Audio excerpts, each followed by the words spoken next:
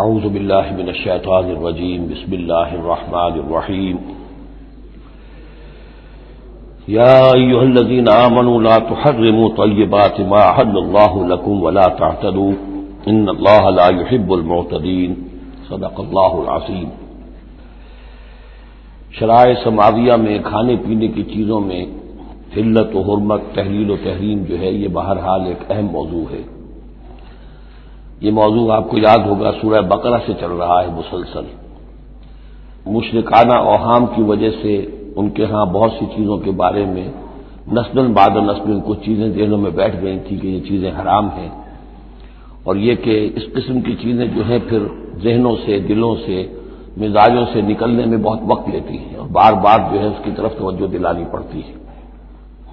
فرمایا یا ایھا الذین آمنوا، اہل ایمان، لا تحرموا طیبات ما احل اللہ لکم، نہ حرام ٹھہرا لو ان پاکیزہ چیزوں کو جنہیں اللہ نے تمہارے لیے حلال ٹھہرایا ہے، ولا تعتدوا، اور حد سے تجاوز نہ کرو۔ یہ بھی ہوتا ہے کہ کچھ لوگ اپنے تقویٰ کے جوش میں اور بہت زیادہ نیکی کے جذبے میں بھی بہت سی چیزیں کہ جو حلال ہیں ان کو اپنے اوپر حرام کر بیٹھتے ہیں۔ ان اللہ لا يحب المعتدین، یقیناً اللہ تعالی حد سے تجاوز کرنے والوں کو پسند نہیں کرتا۔ وَكُلُوا مِمَّا رَزَقَكُمُ اللَّهُ حَلَالًا طَيِّبًا، کھاؤ ان چیزوں میں سے جو تمہارے رب نے تمہیں دی ہے، اللہ نے دی ہے، جو حلال بھی ہے طیب بھی ہے، حلال ہو قانونی طور پر، صاف ستھری ہو، پاک ہو۔ وَاتَّقُوا اللَّهَ الَّذِي أَنتُم بِهِ مُؤْمِنُونَ، اور اس اللہ کا تقوی اختیار کیے رکھو کہ جس پر تمہارا ایمان ہے۔ لا یؤاخذکم اللہ باللغو فی ایمانکم، یہ قسموں کے سلسلے میں سورہ بقرہ میں بھی بات آئی تھی، اب آخری حکم آ رہا ہے۔ اللہ تعالیٰ مؤاخذہ نہیں کرے گا تم سے تمہاری قسموں میں سے جو لغو ہوتی ہے، بغیر کسی مقصد کے، بغیر کسی ارادے کے، واللہ باللہ تکیہ کلام کے طور پر استعمال کرنا، جو عربوں کی خاص عادت تھی اور آج تک ہے۔ تو اس کو ظاہر بات ہے کوئی نہیں سمجھتا کہ یہ قسم کھا رہا ہے، یہ تو گویا کہ ان کا تکیہ کلام ہے، تو اس پر مؤاخذہ نہیں ہے۔ وَلَٰكِن يُؤَاخِذُكُم بِمَا عَقَّدتُّمُ الْأَيْمَانَ، لیکن اللہ مؤاخذہ کرے گا ان چیزوں پر کہ جو تم نے قسم باندھی ہے، عقدتم، اب اس میں تاخیر باب تفعیل ہے، پورے اہتمام کے ساتھ تم نے ایک بات طے کی ہے، اس پر قسم کھائی ہے۔ فَكَفَّارَتُهُ، اب اگر ایسی قسم کو توڑنا ہو تو اس کا ایک کفارہ ہے۔ فَكَفَّارَتُهُ إِطْعَامُ عَشَرَةِ مَسَاكِينَ مِنْ أَوْسَطِ مَا تُطْعِمُونَ أَهْلِيكُمْ، اس کو کھانا کھلانا ہے 10 مساکین کو، محتاج کو، وہ اوسط کھانا کہ تم اپنے گھر والوں کو کھلاتے ہو۔ او کسوتہم، یا پھر ان کو کوئی کپڑا دینا ہے۔ او تحریر رقبہ، یا تیسری شکل یہ ہے کہ کسی غلام کو آزاد کرنا ہے۔ فمن لم یجد، اور اگر کسی کے پاس ان تینوں کی کوئی صورت موجود نہ ہو، کوئی بالکل فقیر ہے اور بالکل اس کے پاس کچھ نہیں ہے، مفلس ہے، فصیام ثلاثۃ ایام، تو 3 دن کے وہ روزے رکھے۔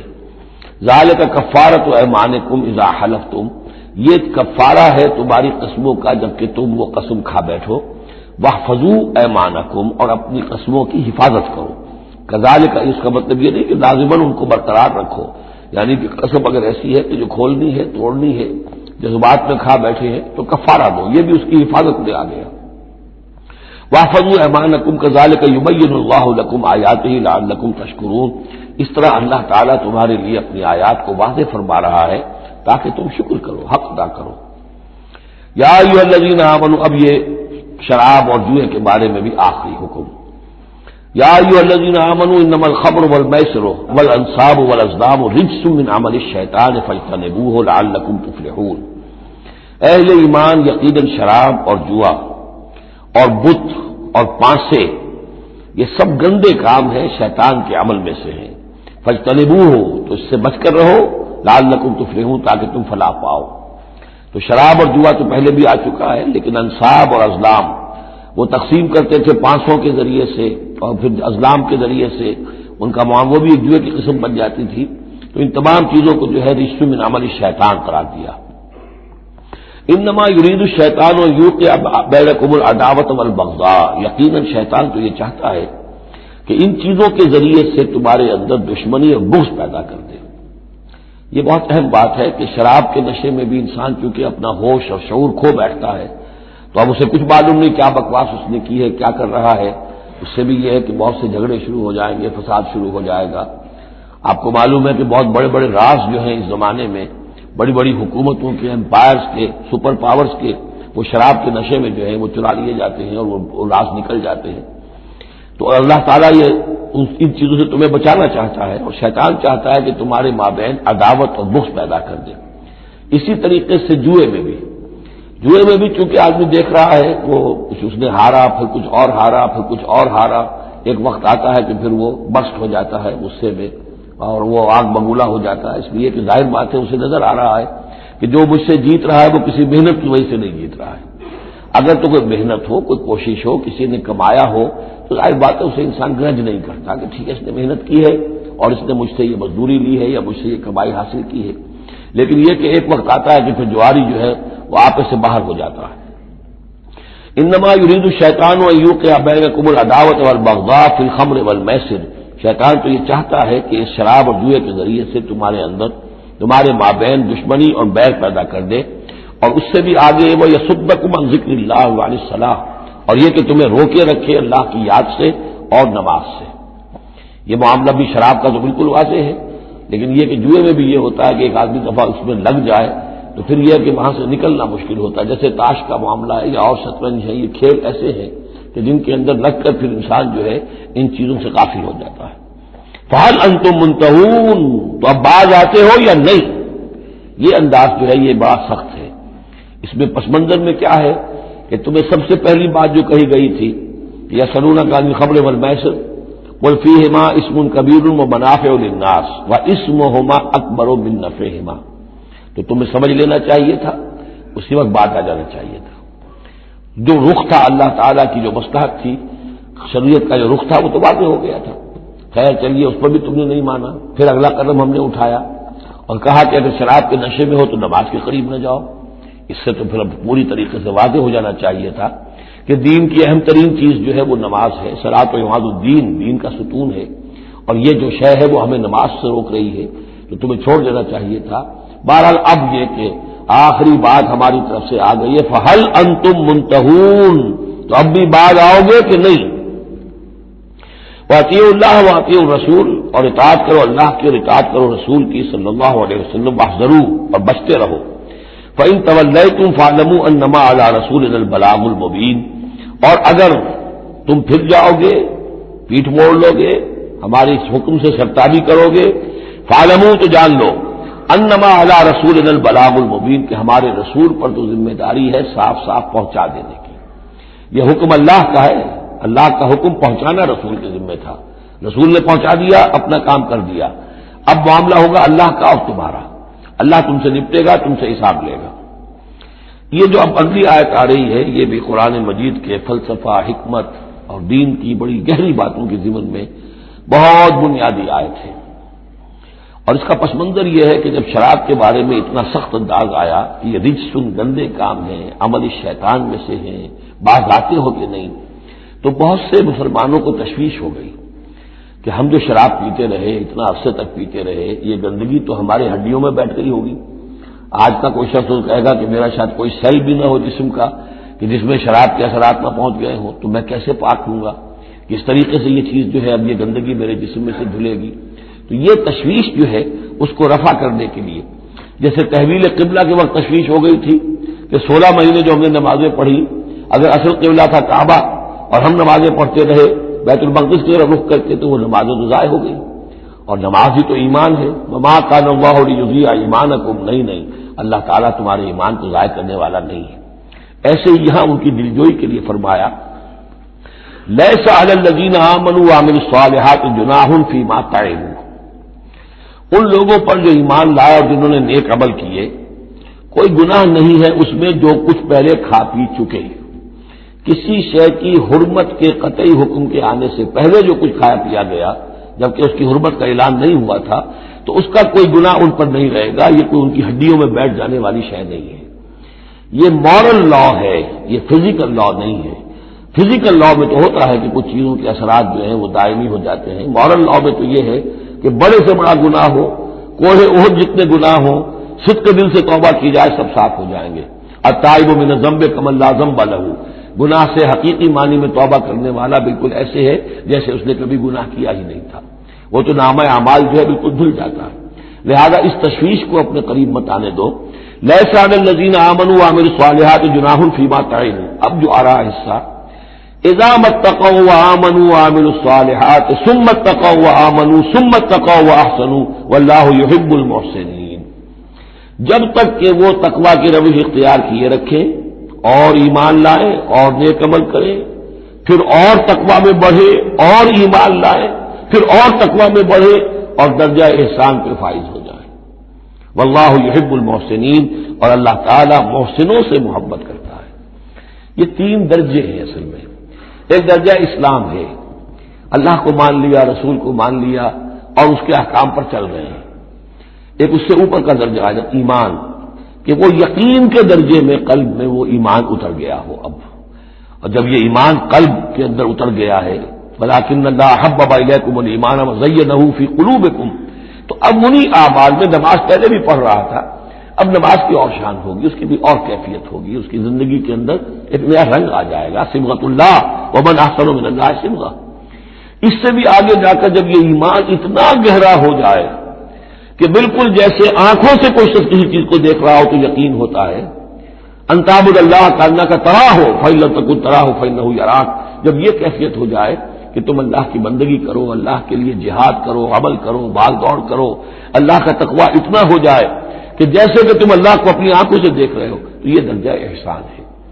حدیث جبرائیل کے جس کو کہا گیا ام السنہ، جیسے سورہ فاتحہ ام القرآن اساس القرآن، ایسے حدیث جبرائیل ہے ام السنہ، اور ام السنہ میں یہ ساری بات آئی ہے کہ حضرت جبرائیل انسانی شکل میں حضور کی خدمت میں آئے، صحابہ کا مجمع تھا، وہاں انہوں نے سوال کیے، اخبرنی عن الاسلام، مجھے بتائیے اسلام کیا ہے۔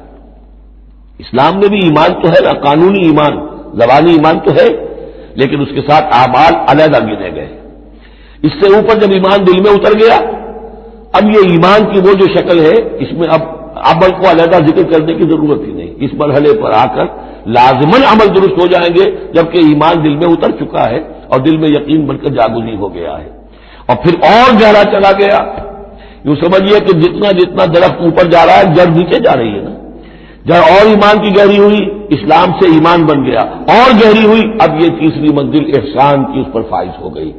تو جب پوچھا گیا کہ اخبرنی عن الاحسان، اے نبی مجھے بتائیے احسان کیا ہے، تو آپ نے جواب دیا، اور یہ جواب تین روایتوں میں تین مختلف الفاظ میں ہے۔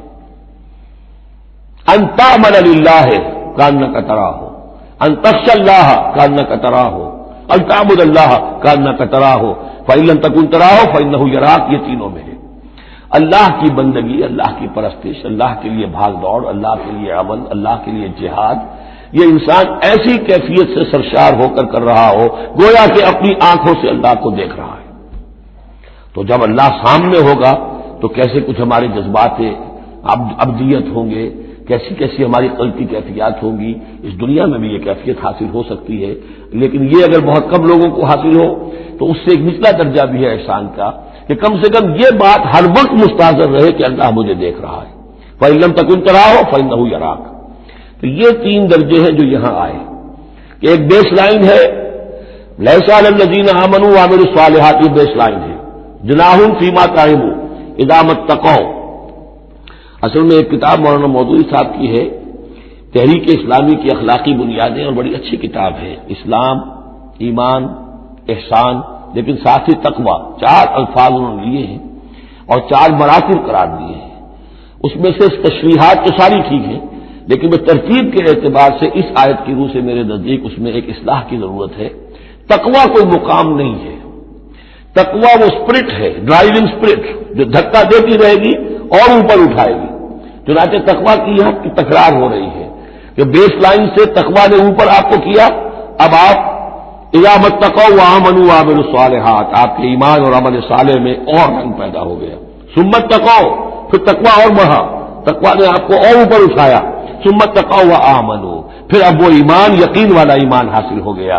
اب یہاں عمل صالح کے علیحدہ ذکر کی ضرورت ہی نہیں، جب دل میں ایمان اتر گیا تو حضور نے فرمایا کہ الا ان فی الجسد مضغۃ اذا صلحت صلح الجسد كلہ واذا فسدت فسد الجسد كلہ، تو اس کے حوالے سے اب پورا کا پورا جسم ٹھیک ہو جائے گا۔ ثم تقوا، پھر تقویٰ اور ہے تو اس کے نتیجے میں وَأَحْسَنُوا، درجہ احسان پر فائز ہو جائے انسان. اللہم ربنا اجعلنا منہم واللہ یحب المحسنین. اللہ اپنے ایسے محسن بندوں کو، درجہ احسان تک پہنچ جانے والے بندوں کو، جیسا کہ اس سے پہلے آیا تھا ابو وسمو، ایک غلط راستہ ہے کہ اندھے ہو گئے بہرے ہو گئے، اللہ نے پھر ڈھیل دی اور اندھے ہو گئے اور بہرے ہو گئے، اللہ نے اور ڈھیل دی اور اندھے ہو گئے اور بہرے ہو گئے. ایک وہ ہے، اور ایک راستہ یہ ہے اسلام ہے، ایمان ہے، احسان ہے، اور تقویٰ جو ہے اس میں درجہ بدرجہ انسان کو ترقی دلاتا جا رہا ہے. یا ایھا الذین آمنوا لیبلونکم اللہ بشیء من الصید تنالہ ایدیکم ورماحکم لیعلم اللہ من یخافہ بالغیب. کیونکہ اس سورہ مبارکہ کے شروع میں آئی تھی یہ آیت کہ جب تم احرام کی حالت میں ہو تو تم شکار نہیں کر سکتے. تو اب اللہ تعالیٰ کی ایک سنت ہے، وہ آزماتا ہے، سخت ترین امتحان لیتا ہے. فرض کیجئے کہ ایک قافلہ جا رہا ہے بیچارے حاجیوں کا، اور انہوں نے احرام باندھا ہوا ہے، کوئی شے نہیں ہے، کھانے کے لیے کچھ نہیں ہے، لیکن اب جو ہے ہرن صاحب جو ہے آسٹریلیا کرتے ہوئے قریب آ رہے ہیں، اور وہ پکڑ نہیں سکتے، قتل نہیں کر سکتے، احرام میں ہے، بھوک بھی ہے، لیکن یہ کہ چاہے تو ذرا سا نیزہ مارے تو ہرن کو شکار کر لیں یا ویسے ہی بھاگ کر پکڑ لیں، لیکن یہ کہ اس کی اب ان کو اجازت نہیں ہے. تو اللہ تعالیٰ ایسا کرتا تھا. فرمایا یا ایھا الذین آمنوا، اہل ایمان، لیبلونکم اللہ، لازماً اللہ تمہیں آزمائے گا بشیء من الصید، شکار کے ذریعے سے، تنالہ ایدیکم ورماحکم، جن کو کہ پا لیں گے آسانی سے تمہارے ہاتھ اور تمہارے نیزے. لیعلم اللہ من یخافہ بالغیب، تاکہ اللہ دیکھ لے کہ کون ہے وہ لوگ کہ جو غیب میں ہوتے ہوئے بھی اللہ سے ڈرتے رہتے ہیں. کہ موقع ہے، بھوک بھی ہے، ہرن بھی بالکل پاس ہے، بالکل قابو میں ہے، جیسے چاہے شکار کر لیں، لیکن ہاتھ بندھے ہوئے ہیں، کیونکہ احرام باندھا ہوا ہے. تو جس کے دل میں ایمان ہوگا وہ اپنی بھوک کو برداشت کرے گا، اللہ کے حکم کو نہیں توڑے گا. فمن اہتدی بعد ذلک، اب کسی سے غلطی ہو گئی، تجاوز کر بیٹھا، بھوک کا غلبہ زیادہ تھا، فلہ عذاب علیم، اس کے لیے دردناک عذاب ہے. البتہ یہ کہ آگے چل کر اس کے لیے ایک کفارہ بھی بتا دیا گیا ہے. یا ایھا الذین آمنوا لا تقتلوا الصید وانتم حرم، دیکھو اہل ایمان، جب تم احرام کی حالت میں ہو تو کسی شکار کو قتل مت کرو. ومن قتلہ منکم، تو جو کوئی تم میں سے انہیں قتل کر بیٹھے، شکار کر بیٹھے، جان سے مار بیٹھے، متعمدن، جان بوجھ کر، فجزاء مثل ما قتل من النعم، تو پھر اس کا کفارہ ہوگا ویسا ہی ایک حیوان، ویسا ہی ایک چوپایا اللہ کی راہ میں صدقہ کیا جائے، اور وہ کا گویا کہ کفارہ بنا دیا جائے. کیسا ہے کہ اگر آپ نے ہرن مارا ہے تو پھر بکری یا بھیڑ، نیل گائے اگر مار لی ہے تو پھر گائے. اسی طریقے سے جس قسم کا، جس سائز کا اور جس اسٹیچر کا آپ نے وہ حیوان جو شکار کیا، اسی کا اسے برابر کا چوپایا دینا ہوگا. فجزاء مثل ما قتل من النعم یحکم به ذوی عدل منکم، دو آدمی تمہارے جو ہوں معتبر، وہ چاہیے کہ وہ اس کی گواہی دے کہ ہاں یہ جانور جو اس نے شکار کیا ہے یہ اس کے برابر ہو جائے گا. ہدیم بالغ الکعبہ، اور یہ ہدی ہوگی اب یہ جانور، کعبے تک اس کا پہنچنا ہے، کعبے کی نظر ہوگا یہ. او کفارۃ، یا پھر اس کا ایک کفارہ اور بھی ہے، طعام و مساکین، کچھ مساکین کو کھانا کھلانا، صدقہ فطر کے حساب سے ہے یہ جو فقہا نے لکھا ہے. اور عدل ذالک صیامن، یا اتنے ہی روزے رکھنا. وہ بھی دیکھنا ہوگا کہ جانور جو تھا، بکری تھی، ہرن تھا، کتنے آدمی اس کو کھا سکتے تھے، اتنے آدمیوں کو کھانا کھلاؤ، یا پھر اتنے دن کے عدل ذالک صیامن روزے رکھو. لیذوق وبال امرہ، تاکہ وہ اپنے کیے کی سزا جو ہے وہ پالے. اف اللہ عما سلف، اللہ معاف کر چکا ہے جو کچھ کے پہلے ہو چکا. ومن عادا، لیکن جو پھر ابھی دوبارہ کرے گا، اعادہ کرے گا، فینتقم اللہ منہ، تو اللہ تعالیٰ اس سے انتقام لے گا. واللہ عزیز الانتقام، اور یقیناً اللہ تعالیٰ زبردست ہے، انتقام لینے والا، بدلہ لینے والا. احل لکم صید البحر وطعامہ متاعا لکم، البتہ یہ کہ اگر کشتیوں کے ذریعے سے، جہازوں کے ذریعے سے حاجی لوگ آ رہے ہوں تو ان کے لیے چھوٹ ہے، وہ احرام کی حالت میں بھی جو مچھلی ہے اس کا شکار کر سکتے ہیں. احل لکم صید البحر، سمندر کا، دریا کا جو شکار ہے وہ تمہارے لیے حلال کیا گیا. وطعامہ متاعا لکم وللسیارہ، اور اس کا جو دریا کا کھانا ہے وہ تمہارے لیے بہت اچھا جو ہے فائدے کی چیز ہے، اور سب مسافروں کے لیے. اور آج آپ کو معلوم ہے کہ یہ سی فوڈ جو ہے یہ دنیا میں کس قدر اب معروف بھی ہے، محبوب بھی ہے، مقبول بھی ہے، اور بہت سی برائیوں سے اور بیماریوں سے بچانے والا بھی ہے، سی فوڈ، یہ تو اب ایک بڑا وہ سمجھیے کہ پوری دنیا کے اندر غذا کا ایک نیا خزانہ ہے کہ جو سامنے آیا لوگوں کے. تو فرمایا وطعامہ متاعا لکم والسیارہ، اس کا جو طعام ہے جو سمندر کے اندر اللہ نے پیدا کیا ہوا ہے، مچھلیاں ہیں یا اور کوئی اسی طریقے کی اللہ نے تمہارے لیے کھانے کی چیزیں پیدا کی ہیں. وحرم علیکم صید البر ما دمتم حرما، لیکن خشکی پر شکار کرنا تمہارے لیے جب تک کہ تم احرام میں ہو حرام کر دیا گیا. واتقوا اللہ الذی الیہ تحشرون، اور اللہ کا تقوی اختیار کیے رکھو جس کی طرف کہ تمہیں لازماً جمع کر دیا جائے گا، لے جائے جاؤ گے گھیراؤ کر کے. جعل اللہ الکعبۃ البیت الحرام قیاما للناس، اللہ تعالیٰ نے کعبے کو جو بیت الحرام ہے، بزرگی والا گھر ہے، اسے لوگوں کے قیام کا باعث بنا دیا ہے. والشہر الحرام، اور شہر حرمت والا شہر بھی اللہ تعالیٰ نے معین کیا ہے. والہدیہ، اور قربانی کے جانور، ان کا بھی ذکر ہو چکا ہے اس سورت کے شروع میں. والقلائد، اور وہ جانور جن کے گلوں میں پٹے ڈال دیے گئے ہوں نشانی کے طور پر کہ یہ کعبے کے لیے ہدی کے جانور ہیں، یہ سب اللہ تعالیٰ کی طرف سے ہے، اس کی توثیق ہو رہی ہے. یعنی یہ کوئی تمہاری جاہلیت کی روایات نہیں ہے، یہ چیزیں جو ہیں کعبے کی حرمت اور عظمت، اسی طریقے سے شہر حرام، اسی طریقے سے ہدی کے جانور، اور وہ کہ جن کے گلوں میں پٹے پڑے ہوئے ہوں ہدی کے جانور ہونے کے اعتبار سے. ذالک لتعلموا ان اللہ یعلم ما فی السماوات و ما فی الارض، یہ اس لیے کہ تم اچھی طرح جان لو کہ اللہ تعالیٰ کو آسمانوں اور زمین کی ہر شے کا علم حاصل ہے. ان اللہ بکل شیء علیم، اللہ تعالیٰ ہر چیز کا علم رکھتا ہے. اس کے مقابلے میں 4 چیزیں آئیں گی جو ان کے ہاں حرام ہو گئی تھی، ان کو پھر کہا جا رہا ہے کہ اس کے لیے کوئی سند نہیں ہے کتاب میں موجود، وہ بعد میں آئیں گی. اعلموا ان اللہ شدید العقاب، جان لو کہ اللہ تعالیٰ سزا دینے میں بہت سخت ہے. وان اللہ غفور الرحیم، اور اللہ غفور الرحیم بھی ہے. یعنی اس کی تو دونوں شانیں ہیں. اب تم دیکھو کہ تم اپنے آپ کو کس شان کے ساتھ متعلق کر رہے ہو، کس کا مستحق بنا رہے ہو، اس کی عقوبت کا یا اس کی رحمت اور مغفرت کا. ما علی الرسول الا البلاغ، ہمارے رسول پر سوائے پہنچا دینے کی کوئی ذمہ داری نہیں ہے، باقی ساری ذمہ داری اب تمہاری ہے. واللہ یعلم ما تبدون وما تکتمون، اللہ جانتا ہے جو کچھ کہ تم ظاہر کرتے ہو اور جو کچھ کہ تم چھپاتے ہو. قل لا یستوی الخبیث والطیب، اے نبی کہہ دیجئے ناپاک اور پاک برابر نہیں ہو سکتے. ولو اعجبک کثرت الخبیث، چاہے ناپاک شے کی کثرت جو ہے وہ تمہاری آنکھوں کو اچھی لگے. آدمی تو چاہتا ہے بہتات ہونی چاہیے بس ہر چیز کی، ناجائز حرام سے آیا ہوا مال ہو جمع ہو گیا ہے وہ اچھا لگے گا آپ کو، ہے خبیث ہو. تو خبیث اور طیب برابر نہیں ہو سکتے، چاہے کثرت جو ہے خبیث کی وہ جو آنکھوں کو چکا چوند تو کرتی ہے، نظر کو خیرہ کرتی ہے، چمک تہذیب حاضر کی. فاتقوا اللہ یا اولی الالباب لعلکم تفلحون، تو اللہ کا تقوی اختیار کرو اے ہوش مندو تاکہ تم فلاح پاؤ. یا ایھا الذین آمنوا لا تسألوا عن اشیاء ان تبد لکم تسؤکم، اہل ایمان ان چیزوں کے بارے میں سوال نہ کرو کہ وہ اگر تم پر کھول دی جائیں، واضح کر دی جائیں تو تمہیں اچھی نہیں لگے گی، تمہیں بری لگے گی. بعض چیزوں کی طرف سے اللہ تعالیٰ نے خود خاموشی اختیار کی ہوتی ہے، خام خواہ سوال کر کر کے اور اس کو اپنے اوپر جو ہے ذمہ داری کو بڑھا لینا، یہ بھی ایک جو خاص قسم کی مذہبی ذہنیت ہوتی ہے، کھودنے کریدنے کی اور بال کے کھال اتارنے کی، اس کا نتیجہ یہ نکلتا ہے. چنانچہ حج کے بارے میں جب آیت نازل ہوئی وَلِلَّهِ عَلَى النَّاسِ حِجُّ الْبَيْتِ مَنِ اسْتَطَاعَ إِلَيْهِ سَبِيلًا، اس سورہ آل عمران میں ہم پڑھ آئے ہیں. تو ایک صاحب کھڑے ہو گئے کہ حضور کیا ہر سال فرض ہے؟ حضور نے سوال سن لیا لیکن سنا انسنا کر دیا، دوسری طرف رخ کر لیا. اب وہ ادھر تشریف لے آئے. حضور کیا ہر سال فرض ہے؟ حضور نے پھر جو ہے اس سے ایک ماس برتا، پھر آپ نے رخ موڑ لیا، تیسری مرتبہ پھر آپ ناراض ہوئے کہ دیکھو اگر میں ہاں کہہ دوں تو قیامت تک کے لیے ہر سال حج فرض ہو جائے گا.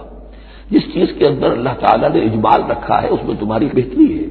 جو شخص ہر سال کر سکتا ہو کرے، لیکن یہ کہ فرضیت جو ہے اس کے ساتھ ہر سال کی قید اللہ نے نہیں لگائی. تم سوال کر کے اپنے لیے تنگی پیدا کر لو. جیسے وہ گائے کے بارے میں کیسا رنگ ہو اور کیا اس کی عمر ہو اور کیسی گائے ہو، یہ ساری چیزیں اسی طرح کی ہیں. لیکن یہ کہ ان تسألوا عنہا حین ینزل القرآن تبد لکم، اگر تم سوال کرو گے جبکہ ابھی قرآن کا نزول جاری ہے تو وہ ظاہر کر دی جائے گی. اللہ تعالیٰ نے اپنی حکمت کے تحت اس کے اوپر پردے ڈالے ہوئے ہیں. وہ سمجھتا ہے کہ اس میں تمہارے لیے تنگی ہو جائے گی، بہت زیادہ ہو جائے گا، لیکن اگر سوال کرو گے تو پھر وہ ظاہر کر دی جائے گی. عفا اللہ عنہا، اللہ تعالیٰ نے اس میں درگزر سے کام لیا ہے، تو پر نرمی کی ہے، یہ کسی نسیان کی وجہ سے نہیں ہے، بھول کی وجہ سے نہیں ہے، غلطی کی وجہ سے نہیں ہے، معاذ اللہ۔ واللہ غفور الرحیم غفور الحلیم، اللہ غفور ہے اور حلم والا ہے۔ قد سألها قوم من قبلکم ثم اصبحوا بها کافرین، تم سے پہلے کی قوم یہ اہل کتاب جو ہے اسی قسم کے سوال کرتے رہے اور پھر یہ کہ وہ اس کے انکار کرنے والے بن گئے۔ اب یہاں وہ چار چیزیں بھی آ رہی ہیں کہ جو ان کے ہاں بہت زیادہ مقدس ہو گئی تھی۔ ما جعل اللہ من بحیرۃ ولا صائبۃ ولا وسیلۃ ولا حام، وہاں کیا تھا؟ جعل اللہ الکعبۃ البیت الحرام قیاما للناس والشہر الحرام والہدی والقلائد، یہ چار چیزیں ان کی توثیق ہو گئی کہ یہ تو واقعتاً اللہ کی شریعت کے اجزاء ہیں، ان کا احترام اور ان کی حرمت کو بلوز رکھنا لازم ہے۔ یہ چار چیزیں یہ تمہارے جاہلیت کے دور کے جو مشرکانہ اوہام ہیں ان کی یادگاریں ہیں، اس کے لیے اللہ کی طرف سے کوئی سند نہیں ہے۔ ان چیزوں کے بارے میں بہت سے اقوال ہیں، لیکن میں یہاں آپ کو پڑھ کر سنا رہا ہوں کہ جو حضرت سعید ابن مسیب رحمۃ اللہ علیہ کی تفسیر صحیح بخاری میں جو ان الفاظ کی آئی ہے وہ مولانا شبیر احمد عثمانی صاحب نے اپنے حواشی میں نقل کی ہے۔ بحیرہ جس جانور کا دودھ بتوں کے نام کر دیتے تھے کوئی اپنے کام میں نہ لاتا تھا۔ صائبہ جو جانور بتوں کے نام پر ہمارے زمانے کے سانڈ کی طرح چھوڑ دیا جاتا تھا۔ وسیلہ جو اونٹنی مسلسل مادہ بچہ جنے درمیان میں نر بچہ پیدا نہ ہو اسے بھی بتوں کے نام پر چھوڑ دیتے تھے۔ حامی نر اونٹ جو ایک خاص عدد سے جفتی کر چکا ہو اسے بھی بتوں کے نام پر چھوڑ دیتے تھے، تو ان کو چھوڑ دیتے تھے کہ اب یہ کسی کوئی ان کو ہاتھ نہ لگائے، کوئی ان سے استفادہ نہ کرے، نہ ان کا گوشت کھایا جا سکتا ہے، نہ ان سے کوئی خدمت لی جا سکتی ہے، یہ محترم ہو گئے۔ تو اس کے لیے فرمایا ما جعل اللہ من بحیرۃ ولا صائبۃ ولا وسیلۃ ولا حام ولکن الذین کفروا یفترون علی اللہ الکذب، بلکہ یہ تو وہ لوگ جنہوں نے کفر کیا وہ افترا کرتے رہے ہیں، جھوٹ گھڑتے رہے ہیں، اللہ کے ذمے یہ باتیں لگاتے رہے ہیں۔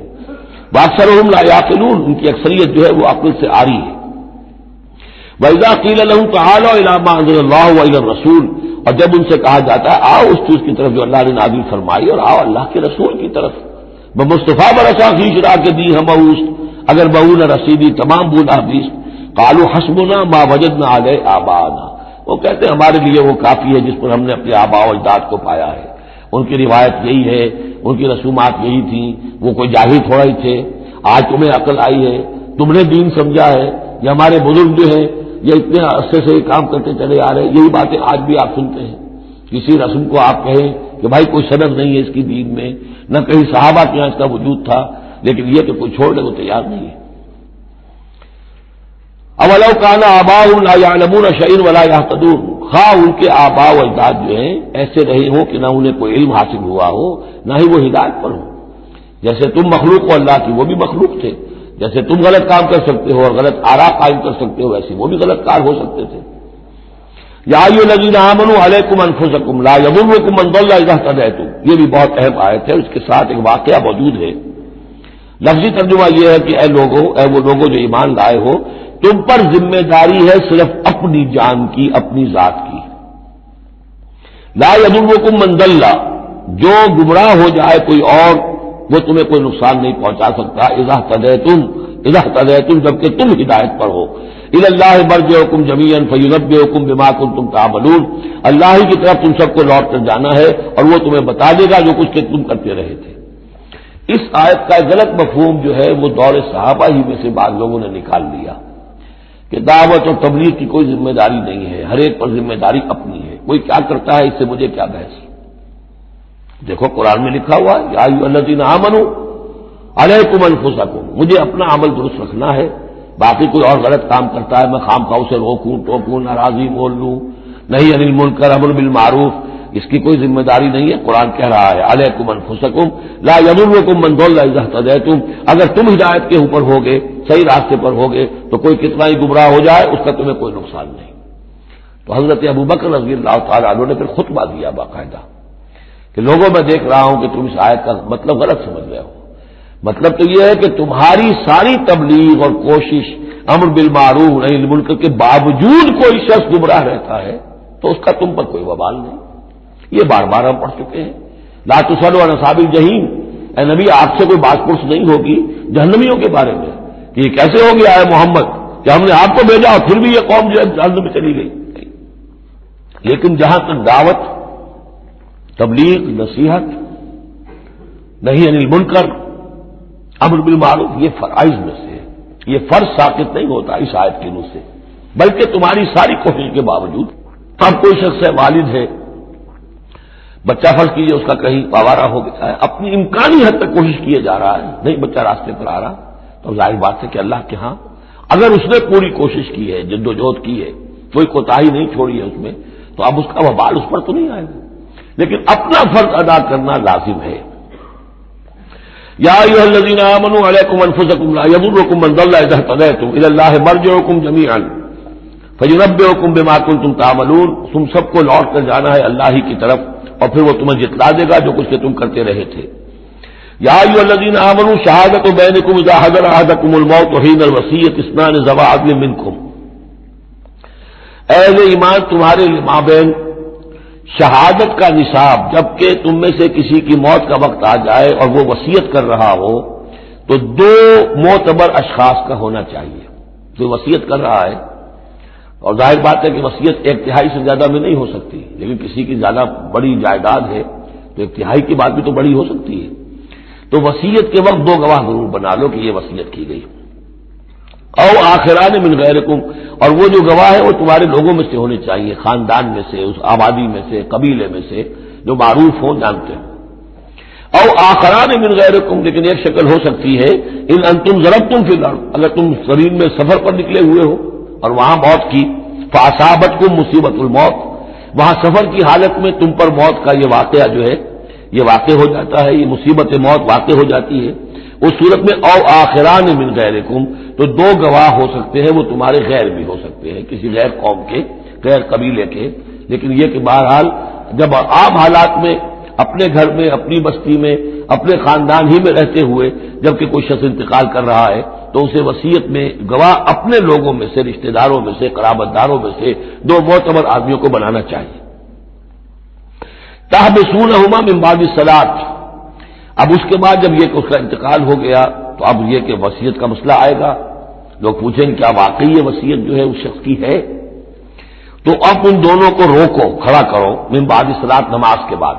مسجد ہے، نماز پڑھی ہے، اب وہ دونوں کھڑے ہو جائیں. فیقسمان باللہ، پھر انہیں چاہیے کہ اللہ کا قسم، اللہ کی قسم کھائیں.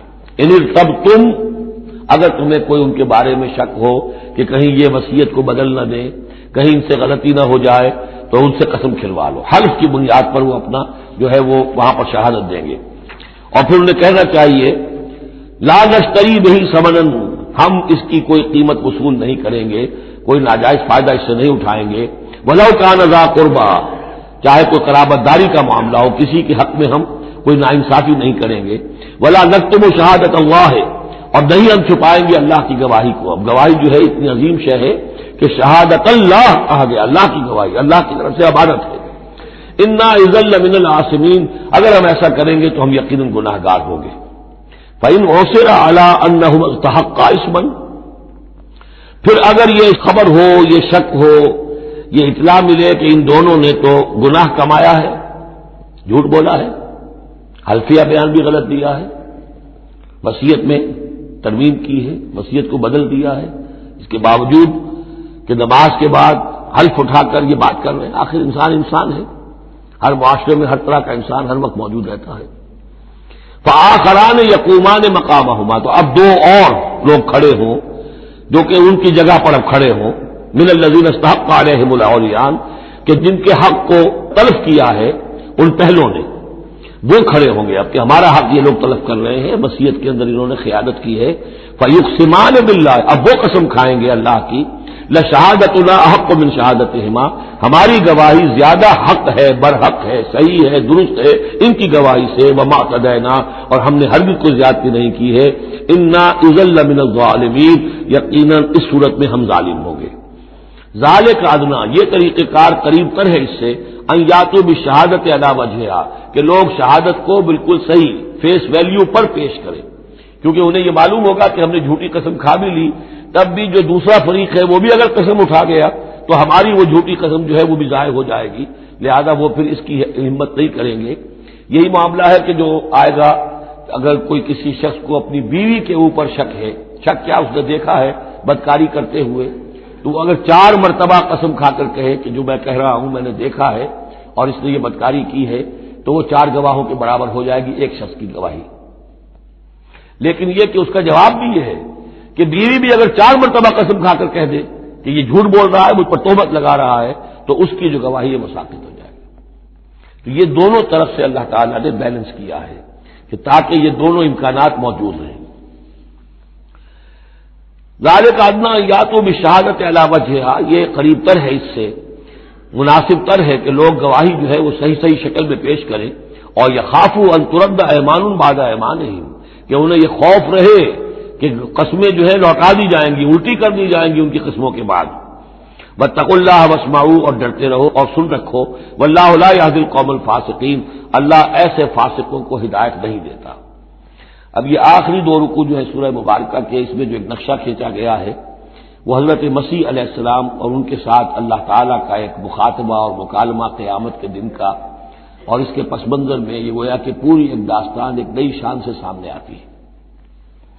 یوم یجمع اللہ الرسل، اس دن کا تصور کرو جس دن اللہ تعالیٰ تمام رسولوں کو جمع کرے گا۔ فیقول ماذا اجبتم، اور پوچھے گا آپ لوگوں کو کیا جواب ملا تھا، آپ کی قوموں نے کیا معاملہ کیا آپ کے ساتھ۔ قالوا لا علم لنا، وہ کہیں گے ہمیں کچھ معلوم نہیں، اللہ تعالیٰ کی جناب میں زبان کھولنے سے بچیں گے۔ انک انت علام الغیوب، اللہ تو سب کچھ جاننے والا ہے، غیبوں کا جاننے والا ہے، علام الغیوب ہے، تمام چھپی باتوں کا جاننے والا ہے، تیرے تجھ پر منکشف ہے۔ اس قال اللہ یا عیسی ابن مریم، اب خاص پیشی جو ہے وہ ہو رہی ہے حضرت عیسیٰ ابن مریم کی۔ وہ دنیا میں پوجے گئے، اللہ کے بیٹے بنائے گئے، ثالث و ثلاثہ قرار دیے گئے، لہذا اب ان کو جو شرمندگی اٹھانی پڑے گی اللہ تعالیٰ کے سامنے، اس کا نقشہ کھینچا گیا ہے۔ اس قال اللہ یا عیسی ابن مریم اذکر نعمتی علیک، اور جب کہے گا اللہ تعالیٰ کہ اے مریم کے بیٹے عیسیٰ ذرا میرے ان انعامات کو یاد کرو جو تم پر ہوئے، وعلی والدتک، اور تمہاری والدہ پر ہوئے، اذ ایدتک بروح القدس، جبکہ میں نے تمہیں مدد پہنچائی، تائید کی تمہاری روح القدس سے، جبرائیل کے ذریعے سے، تکلم الناس بالمہد وکہلا، تم نے گفتگو کی لوگوں کے ساتھ، بگھوڑے میں بھی، گود میں بھی، انفنسی میں بھی، اور کہلن، اور پوری طریقے سے جوان اور پورے طریقے سے ایک ایڈلٹ کی حیثیت سے بھی۔ وَإِذْ عَلَّمْتُكَ الْكِتَابَ وَالْحِكْمَةَ وَالتَّوْرَاةَ وَالْإِنْجِيلَ، اب وہ الفاظ آگے آل عمران والے، اور یاد کرو ہمارے اس احسان کو جب میں نے تمہیں سکھائی کتاب بھی اور حکمت بھی، یعنی تورات بھی اور انجیل بھی، درمیان کا واو یعنی کے معنی میں آئے گا، واو تفسیر۔ وَإِذْ تَخْلُقُ مِنَ الطِّينِ كَهَيْئَةِ الطَّيْرِ بِإِذْنِي، اور یاد کرو جب کہ تم بناتے تھے گارے سے پرندے کی ایک شکل میرے حکم سے، فَتَنفُخُ فِيهِ فَتَكُونُ طَيْرًا بِإِذْنِي، پھر تم اس میں پھونک مارتے تھے تو وہ ایک اڑتا ہوا پرندہ ہو جاتا تھا میرے حکم سے۔ وَتُبْرِئُ الْأَكْمَحَ وَالْأَبْرَصَ بِإِذْنِي، اور تم اچھا کر دیتے تھے مادرزاد اندھے کو بھی اور کوڑھی کو بھی میرے حکم سے۔ وَإِذْ تُخْرِجُ الْمَوْتَىٰ بِإِذْنِي، اور جب کہ تم مردے کو کھڑا کر دیتے تھے، چلنے والا بنا دیتے تھے، بِإِذْنِي، میرے حکم سے۔ وَإِذْ كَفَفْتُ بَنِي إِسْرَائِيلَ عَنْكَ، اور یاد کرو میرے اس احسان کو کہ میں نے بنی اسرائیل کے ہاتھ روک لیے تم سے، ان کے ہاتھ تم تک نہیں پہنچنے دیے۔ یہ وہی واقعہ ہو گیا کہ حضرت مسیح گرفتار نہیں ہوئے، حضرت مسیح کو عین اس وقت جبکہ وہ پولیس والے داخل ہوئے باغ میں، 4 فرشتے اترے ہیں اور لے کر آسمان پر چلے گئے۔ وَإِذْ كَفَفْتُ بَنِي إِسْرَائِيلَ عَنْكَ، میں نے ہاتھ روکے رکھے بنی اسرائیل کے تجھ سے، اِذْ جِئْتَهُم بِالْبَيِّنَاتِ، جب تم ان کے پاس آئے کھلے معجزوں کے ساتھ۔ فَقَالَ الَّذِينَ كَفَرُوا مِنْهُمْ، تو کہا ان لوگوں نے جنہوں نے ان میں سے کفر کیا، إِنْ هَٰذَا إِلَّا سِحْرٌ مُّبِينٌ، نہیں ہے یہ مگر کھلا جادو۔ وَإِذْ أَوْحَيْتُ إِلَى الْحَوَارِيِّينَ، اور پھر ذرا یاد کرو میرے اس احسان کو کہ میں نے اشارہ کر دیا، دل میں ڈال دیا وحی کی حواریین کی طرف۔ یہ وحی خفی، حواریین تو ظاہر بات ہے وحی جلی جو ہے، وحی نبوت تو نہیں آ سکتی، لیکن جیسے کہ شہد کی مکھی کے لیے وحی کا لفظ آ گیا ہے، آسمانوں کو وحی کی اللہ تعالیٰ نے، تو یہ وحی خفی ہے۔ وَإِذْ أَوْحَيْتُ إِلَى الْحَوَارِيِّينَ، اور جب میں نے اشارہ کیا، الہام کر دیا حواریین کو، ان آمنوا بی وبرسولی، ایمان لاؤ مجھ پر بھی اور میرے رسول پر بھی۔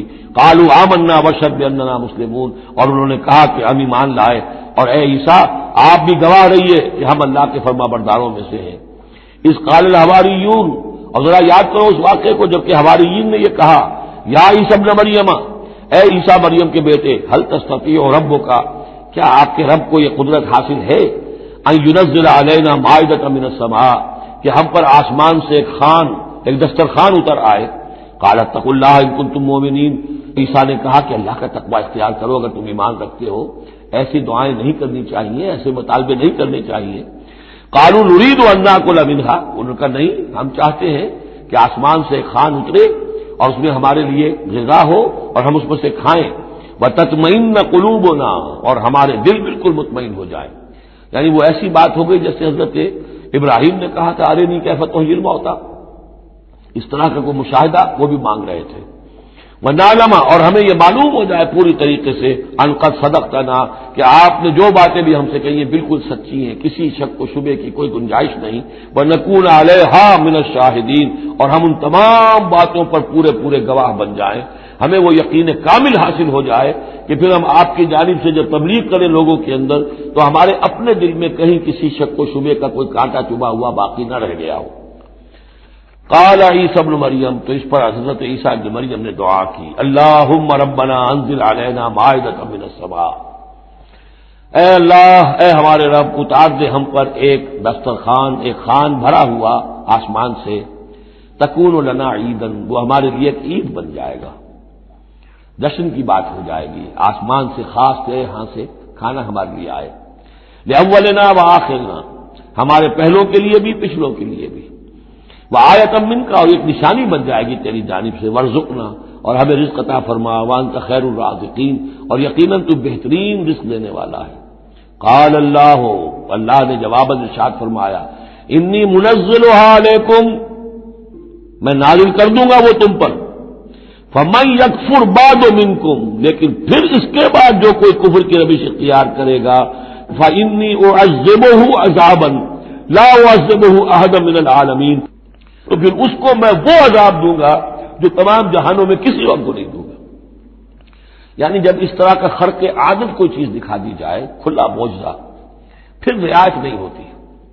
چنانچہ قوموں کا معاملہ یہی تھا، قوم سمود نے مطالبہ کیا حضرت صالح علیہ السلام سے کہ ابھی اس چٹان میں سے ایک گابن جو اونٹنی برآمد ہو جانی چاہیے، وہ اونٹنی جو ہے برآمد ہو گئی، لیکن اب رعایت نہیں تھی۔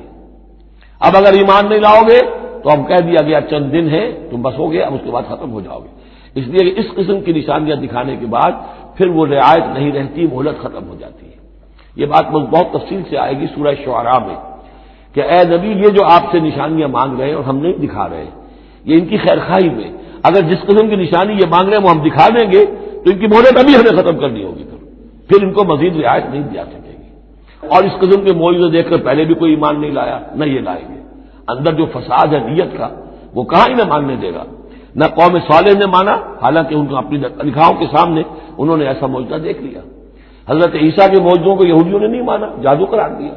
تو معجزے سے ایمان تو کوئی لایا نہیں، سوائے وہ جادوگر جو تھے حضرت موسیٰ علیہ السلام سے جن کا مقابلہ ہوا تھا۔ باقی یہ کہ عام قوم جو ہے، فرعون تو ایمان نہیں لایا، فرعون کے جو درباری ہیں وہ ایمان نہیں لائے۔ تو اس لیے یہ جو ہوتا ہے کہ اگر کوئی اس قسم کی نشانی دکھا دی جائے تو یہ اصل میں پھر لوگوں کے لیے اس اعتبار سے ان کے خلاف جا پڑتی ہے کہ ابھی اللہ کچھ اور مہلت دیتا، کچھ اور ڈھیل دیتا، کچھ اور لوگ سمجھ لیتے، کچھ اور لوگوں کو ایمان کی توفیق مل جاتی اور وہ سلسلہ بند ہو جاتا۔ قال اللہ انی منزلها علیکم فمن یکفر بعد منکم، میں نازل تو کر دوں گا تم پر وہ، لیکن پھر اس کے بعد جو کوئی بھی تم میں سے کوئی کفر کی روش اختیار کرے گا، ناشکری کرے گا، فإنی اعذبہ عذابا لا اعذبہ احدا من العالمین، تو پھر اس کو عذاب وہ دوں گا جو تمام جہانوں میں کسی اور کو نہیں دوں گا۔ وَإِذْ قَالَ اللَّهُ يَا عِيسَى ابْنَ مَرْيَمَ، اب یہ آخری ڈراپ سین ہے اس کا اور بہت سخت ہے یہ۔ اور جب کہے گا اللہ تعالیٰ، اے مریم کے بیٹے عیسیٰ، أَأَنْتَ قُلْتَ لِلنَّاسِ اتَّخِذُونِي وَأُمِّيَ إِلَٰهَيْنِ مِن دُونِ اللَّهِ، کیا تم نے کہا تھا لوگوں سے کہ مجھے اور میری ماں کو بھی الہ بنا لینا، معبود بنا لینا اللہ کے سوا، تم نے کہا تھا؟ قال سبحانک، حضرت عیسیٰ فرمائیں گے، عرض کریں گے، اللہ تو پاک ہے، ما یکون لی ان اقول ما لیس لی بحق، میرے لیے کیسے ممکن تھا کہ میں وہ بات کہتا جس کے کہنے کا مجھے کوئی حق حاصل نہیں۔ ان کنت قلتہ فقد علمتہ، اگر میں نے وہ بات کہی ہوتی تو پروردگار وہ تیرے علم میں ہوتی ہے۔ تعلم ما فی نفسی، تو جانتا ہے جو کچھ میرے جی میں ہے، ولا اعلم ما فی نفسک، میں تو نہیں جانتا جو تیرے جی میں ہے۔ انک انت علام الغیوب، یقیناً تو تمام غیبوں کا جاننے والا ہے، حقیقت تیری نگاہ کے سامنے تو موجود ہے۔ ما قلت لہم، میں نے ہرگز ان سے کچھ نہیں کہا، الا ما امرتنی بہ، مگر وہی کچھ جس کا کہ تو نے مجھے حکم دیا تھا، ان اعبدوا اللہ ربی و ربکم، اور وہ یہی بات تھی کہ میں نے ان سے یہی کہا تھا کہ پرستش کرو اور بندگی کرو اللہ کی، جو میرا بھی رب ہے اور تمہارا بھی رب ہے، وکنت علیہم شہیدا ما دمت فیہم، اور میں تو ان کے اوپر جب تک ان میں موجود تھا ان کا نگران تھا، ان کے اوپر میں ان کی دیکھ بھال کر رہا تھا۔ یہاں یہ خبردار ہونا نگرانی کرنے کے معنی میں ہے، وکنت علیہم شہیدا ما دمت فیہم فلما توفیتنی، جب تو نے مجھے اٹھا لیا۔ اب یہاں بھی توفیتا موت کے معنی میں نہیں ہے، انی متوفی کا، وہ یاد رکھ لیجیے ساری بحث جو میں کل کر چکا ہوں۔ جب تو نے مجھے اٹھا لیا، کنت انت الرقیب علیہم، تو اس کے بعد تو ظاہر ہے کہ تو ہی نگران تھا ان پر، وانت علی کل شیء شہید، اور یقیناً تو ہر چیز پر نگران ہے، ہر چیز پر گواہ ہے، ہر چیز سے باخبر ہے۔ ان تعذبہم فانہم عبادک، اگر تو انہیں عذاب دے تو وہ تیرے بندے ہیں، تجھے کل اختیار حاصل ہے، جس طرح چاہے عذاب دے۔ وَإِن تغفر لَهُمْ، اور اے اللہ اگر تو انہیں بخش دے، فَإِنَّكَ أَنْتَ الْعَزِيزُ الْحَكِيمُ، تو تو زبردست ہے، حکمت والا ہے۔ یہ بہترین انداز ہے، میں درخواست بھی ہے، معافی کی درخواست بھی ہے۔ وہ اپنی شفقت، رافت نوع انسانی کے حق میں انبیاء کے اندر جو ہوتی ہے، لیکن اس سے آگے بڑھ کے بھی نہیں کہہ سکتے۔ مقام عبدیت یہی ہے، العبد عبد وإن ترقى والرب رب وإن تنزل، اختیار تیرا ہے۔ ان تعذبهم فإنهم عبادك، اے اللہ تو اگر انہیں عذاب دے تو تیرے بندے ہیں، تیری مخلوق ہیں۔ وإن تغفر لهم، اور اگر تو معاف فرمانا چاہے تو تجھ سے تو کوئی بات پوچھ نہیں کر سکتا، کوئی جواب طلبی نہیں کر سکتا کہ تو نے کیسے معاف کر دیا۔ وإن تغفر لهم فإنك أنت العزيز الحكيم، تجھے ہر اختیار حاصل ہے، تو زبردست ہے، حکمت والا ہے۔ قال اللہ ھذا یوم ينفع الصادقین صدقهم، اللہ فرمائیں گے، اب جیسے میں نے ڈراپ سین کہا تھا، یہ پوری پیشی جو ہے اس کا آخری نقشہ کیا ہوگا، اللہ فرمائے گا یہ آج کا دن وہ ہے جس دن سچوں کو ان کی سچائی فائدہ پہنچائے گی۔ قال اللہ ھذا یوم ينفع الصادقین صدقهم، ان کا صدق ان کے حق میں مفید ہوگا۔ لہم جنات تجری من تحتها الانہار خالدین فیہا ابدا، ان کے لیے باغات ہیں جن کے دامن میں ندیاں بہتی ہوں گی، ان میں وہ ہمیشہ ہمیشہ رہیں گے، فیہا ابدا۔ رضی اللہ عنہم ورضوا عنہ، اللہ ان سے راضی ہو گیا اور وہ اللہ سے راضی ہو گئے۔ یہ آخری مقام ہے، رضامندی باہمی، اللہ تم سے راضی، تم اللہ سے راضی۔ رضی اللہ عنہم ورضوا عنہ، ذالک الفوز العظیم، اور یہی ہے بہت بڑی کامیابی۔ للہ ملک السماوات والارض، اللہ ہی کے لیے ہے آسمانوں اور زمین کی بادشاہی، وما فیہن، اور جو بھی ان سب میں ہے اس کی بادشاہی، اس کا اختیار اسی کے ہاتھ میں ہے۔ وہو علی کل شیء قدیر، اور وہ ہر چیز پر قادر ہے۔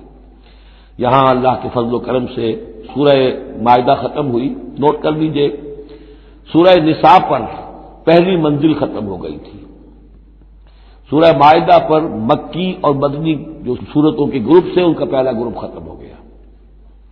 ایک مکی سورت سورہ فاتحہ، اگرچہ حجم میں بہت چھوٹی، مانند بہت عظیم، پورے قرآن کے ہم وزن۔ فَلَقَدْ آتَيْنَاكَ سَبْعًا مِنَ الْمَثَانِي وَالْقُرْآنِ الْعَظِيمِ، یہ سورہ ہجر میں آیت پڑھیں گے، اور اس کے بارے میں یہی رائے ہے مفسرین کی کہ یہ سورہ فاتحہ کے بارے میں۔ لیکن چار یہ عظیم ترین سورتیں جو ہیں، جو مدنیات ہیں، بقرہ، آل عمران، نساء اور مائدہ، اور دو دو کے جوڑوں کی شکل میں۔ ان کا عمود کیا تھا؟ ایک تو شریعت آسمانی مکمل، نمبر دو اس میں اہل کتاب سے گفتگو، رد و قضا، ان پر الزام، انہیں دعوت، وہ سارا جو کچھ تھا، ان کی غلط باتوں پر تنقید، ان کی غلط عقائد کی نفی، ان کی تاریخ کے اندر جو جو اہم واقعات ہیں ان کا تذکرہ، پھر اس کے نتیجے میں ان کا معزول کیا جانا اس منصب سے جس پر وہ 2000 برس سے فائز تھے، امت محمد صلی اللہ علیہ وسلم کا فائز کیا جانا، یہ بھی آخری درجے میں اس گروپ میں یہ بات مکمل ہو گئی۔ بارک اللہ لی ولکم فی القرآن العظیم ونفعنی وإیاکم بالآیات والذکر الحکیم۔